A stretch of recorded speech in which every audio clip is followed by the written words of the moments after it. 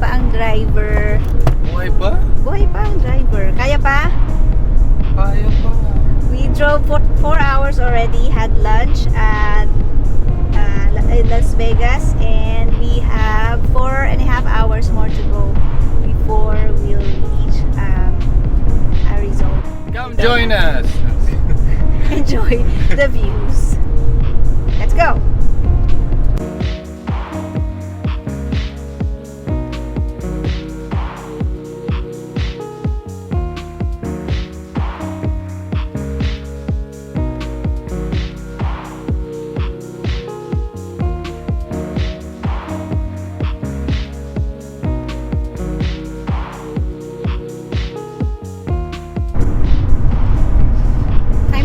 It is 2:05.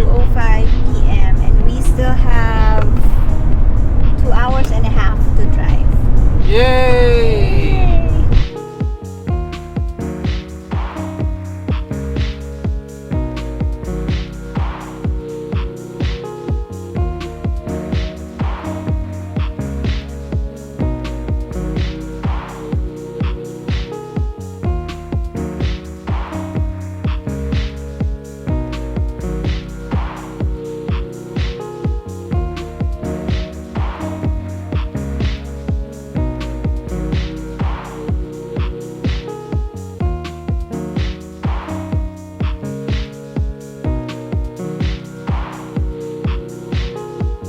The rocks are getting red, so we should be getting closer.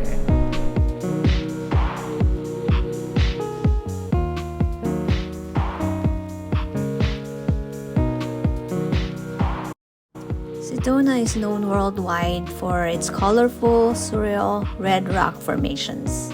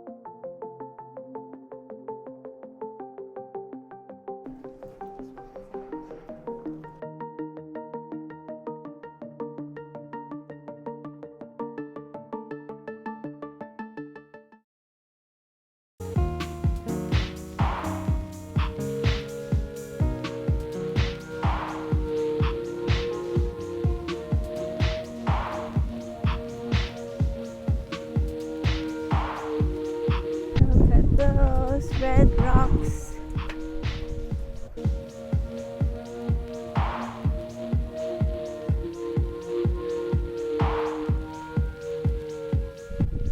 Get your legs ready when you come here, and you can park closer to the chapel so you don't have to hike really long.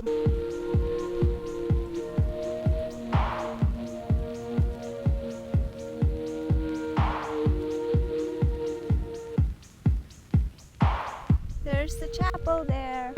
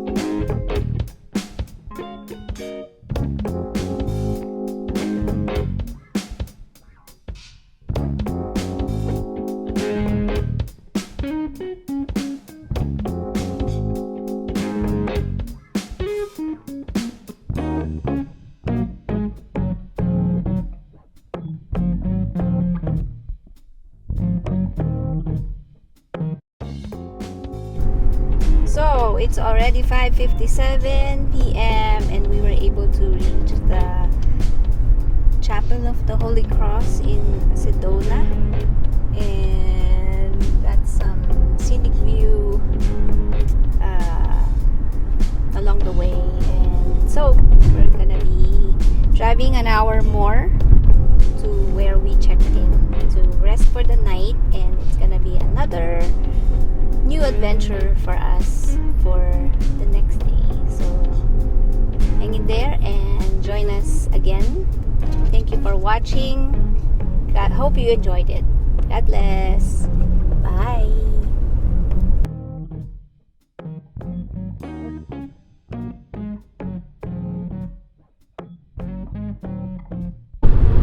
Kaset na yung araw at kami ay nandito pa sa daan.